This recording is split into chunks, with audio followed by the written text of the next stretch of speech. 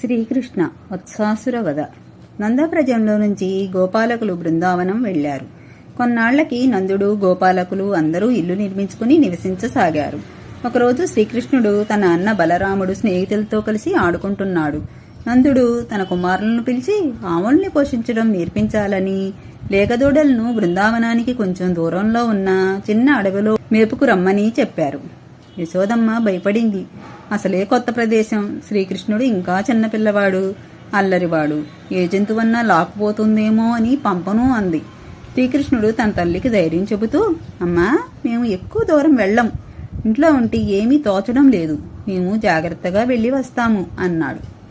యశోదమ్మ మరుసటి రోజు పిల్లలిద్దరికీ చద్దన్నం కట్టించి లేగదూడలను ఇచ్చి పంపించింది. శ్రీకృష్ణుడు తన స్నేహితులతో కలిసి అడవిలో ఉండగా అక్కడికి ఒక లేగదూడ వచ్చింది. అది మందలోనిది కాదు, చూడటానికి చాలా అందంగా ఉంది. శ్రీకృష్ణుడు దాన్ని చూడగానే వచ్చింది ఎవరో కనిపెట్టేశాడు. తన స్నేహితుల్ని పిలిచి, గోపాలులారా, ఇటు చూడండి, ఈ లేగదూడ ఎంత బాగుందో, దీని తోక, దీని కళ్ళు, దీని కాళ్ళు ఎంత అందంగా ఉందో చూడండి అని చెబుతూ దాని దగ్గరకు వచ్చి ఎవరూ ఊహించని విధంగా దాని 4 కాళ్లను దాని తోకతో చుట్టి గిరగిరా తీసి పక్కనే ఉన్న వెలగ చెట్టు మీద వేశాడు.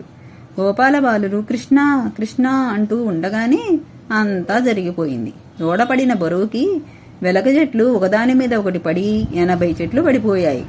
గోపాలురు, ఏమిటి కృష్ణ, దూడని చంపేశావు అనేలోపు ఆ దూడ కాస్త 6 కిలోమీటర్ల పొడవున్న వత్సాసురుడు అనే రాక్షసుడిగా మారిపోయాడు.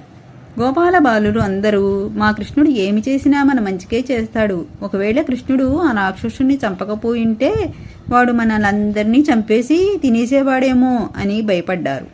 చనిపోయి పడి ఉన్న రాక్షసుడి శరీరం చుట్టూ తిరుగుతూ చాలాసేపు ఆడుకున్నారు శ్రీకృష్ణుడు, బలరాముడు, గోపాల బాలురు. అందరూ చీకటి పడకముందే ఇళ్లకి వెళ్ళిపోయారు. శ్రీకృష్ణుడు ఇంటికి వెడుతూనే వెనకే వచ్చిన గోపాల బాలురు అందరూ యశోదమ్మతో, యశోదమ్మ, ఈరోజు శ్రీకృష్ణుడు ఏం చేశాడో తెలుసా? ఒక రాక్షసుడు లేగదూడ రూపంలో వచ్చాడు, శ్రీకృష్ణుడు దాన్ని చంపేశాడు అని చెప్పారు. యశోదమ్మ భయపడుతూ ఆ నారాయణ స్వామికి, హే నారాయణ, నా కుమారుని వెంటే ఉండి రక్షించినందుకు నీకు కోటి కోటి ప్రణామాలు తండ్రి అని దండం పెట్టింది. ఈలోపు నందుడు, ఉపనందుడు ఇద్దరూ అక్కడికి వచ్చారు. ఈ విషయం తెలుసుకుని శ్రీకృష్ణుడికి ఇంత దూరం వచ్చిన ఆపదలు తప్పడం లేదు అనుకున్నారు. కానీ వారికి ఏదో దైవశక్తి వచ్చి శ్రీకృష్ణుడిని రక్షిస్తుంది అని భావించారు. శ్రీకృష్ణుడు ఈ మాటలు విని నవ్వుకుని ఊరుకున్నాడు. శ్రీకృష్ణ బకాసుర వధ. శ్రీకృష్ణుడు వత్సాసురుణ్ణి వధించిన తర్వాత రోజునే మళ్లీ శ్రీకృష్ణుడు, బలరాముడు, గోపాల బాలురు లేగదూడలను తీసుకుని మళ్లీ అడవుల్లోకి వెళ్లారు. ఈరోజు బలరాముడు, గోపాల బాలురు వెనక నడుస్తుంటే కొంచెం ముందు శ్రీకృష్ణుడు నడుస్తున్నాడు. అక్కడ పర్వతమంత ఎత్తున్న ఒక తెల్ల కొంగ జపం చేస్తున్నట్లు కదలకుండా నోరు తెరుచుకుని దీక్షగా కూర్చుంది. ఈ కొంగబకాసురుడు అనే రాక్షసుడు పూతన అనే రాక్షసికి సోదరుడు. తన సోదరుని చంపిన శ్రీకృష్ణుడిని చంపటానికి కంసుడు పంపగా వచ్చాడు. శ్రీకృష్ణుడు దాన్ని చూశాడు. ఆ వచ్చింది రాక్షసుడు అని తెలుసుకుని దాని దగ్గరకు వెళ్ళాడు. శ్రీకృష్ణుడు దగ్గరకు రావడంతో వెంటనే నోటిలో వేసేసుకుంది. ఈ దృశ్యం చూసిన బలరాముడు, గోపాల బాలురు కదలిక లేకుండా పడిపోయారు. శ్రీకృష్ణుడు వీలు చూసి కొంగ గొంతులు అడ్డంగా ఉండి అగ్నిగోళంగా మారాడు. కొంగ ఆ వేడిని తట్టుకోలేక శ్రీకృష్ణుడిని బయటికి వదిలేసింది. బయటకు శ్రీకృష్ణుడు రాగానే కింద పడిపోయిన బలరాముడు, గోపాల బాలురకు మెలకు వచ్చింది. బయటకు వచ్చిన వెంటనే శ్రీకృష్ణుడు కొంగ ముక్కును 2గా చీల్చాడు. కొంగ రూపంలో ఉన్న బకాసురుడు మరణించాడు. బకాసురుడు మరణించగానే అతనిలోంచి ఒక తేజస్సు బయటకు వచ్చి శ్రీకృష్ణుల్లో కలిసిపోయింది.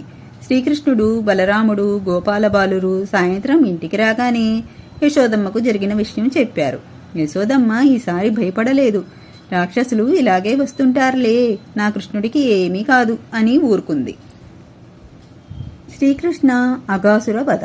శ్రీకృష్ణుడు బకాసుర సంహారం చేసిన తర్వాత రోజు మళ్లీ చద్దన్నం కట్టుకుని లేగదోడలను తీసుకుని అడవికి వెళ్లారు. ఆ రోజు బలరాముడు అడవికి రాలేదు. శ్రీకృష్ణుడు ముందు నడుస్తుంటే వెనకే ఉన్న గోపాల బాలురు అందరూ, మనందరిలో ఎవరైతే ముందు వెళ్లి శ్రీకృష్ణుడిని పట్టుకుంటే వాళ్లు గెలిచినట్టు అని పందెం పెట్టుకున్నారు. అందరూ పరిగెత్తడం మొదలుపెట్టారు. అందులో శ్రీరాముడు ముందు వెళ్లి శ్రీకృష్ణుణ్ణి పట్టుకున్నాడు. నేనే గెలిచాను అని సంతోషంతో శ్రీరాముడు తిరిగాడు. గోపాల బాలురు అందరూ శ్రీకృష్ణుడితో కలిసి ఆడుకున్నారు. శ్రీకృష్ణుడి మీద పడి ఆడుకున్నారు. అలా ఆడుకుంటూ వెళుతుండగా గోపాలబాలురికి ఒక 8 కిలోమీటర్ల పొడవు ఉన్న కొండ చిలువ అగాసురుడు అనే రాక్షసుడు నోరు తెరుచుకుని ఉన్నది.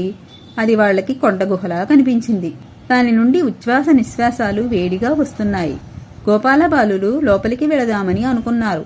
అందులో ఒకరు, ఒరే, ఇది ఏమైనా రాక్షసుడేమోరా, లోపలికి వెళితే మనల్ని మింగేస్తుందేమో అనుకున్నాడు. అందరూ శ్రీకృష్ణుడు ఉండగా మనకు భయమేముంది అని వెనక్కి తిరిగి శ్రీకృష్ణుడిని చూశారు.